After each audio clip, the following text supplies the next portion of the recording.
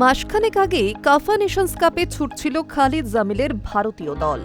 নতুন কোচ খালিদকে নিয়ে সেই সময় মাতামাতিও কম হয়নি, কিন্তু প্রতিযোগিতামূলক ফুটবলে ফিরতেই ভারতীয় দলের চেনা সেই ছবি, ছন্নছাড়া ছন্দহীন এলোমেলো ফুটবল, যার ফলশ্রুতিতে ফিফা ক্রমতালিকায় অনেক পিছিয়ে থাকা সিঙ্গাপুরের সঙ্গেও ড্র।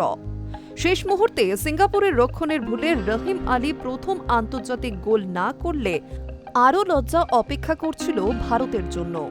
এমনিতে এশিয়ান কাপের যোগ্যতা অর্জন পর্বের শুরু থেকেই বিশ্রী খেলছিল টিম ইন্ডিয়া। সুনীল ছেত্রীরা প্রথম 2 ম্যাচ থেকেই মাত্র 1 পয়েন্ট পান। সেদিক থেকে দেখতে গেলে গ্রুপ পর্বের শেষ সবকটি ম্যাচই ছিল মরণবাচন ম্যাচ।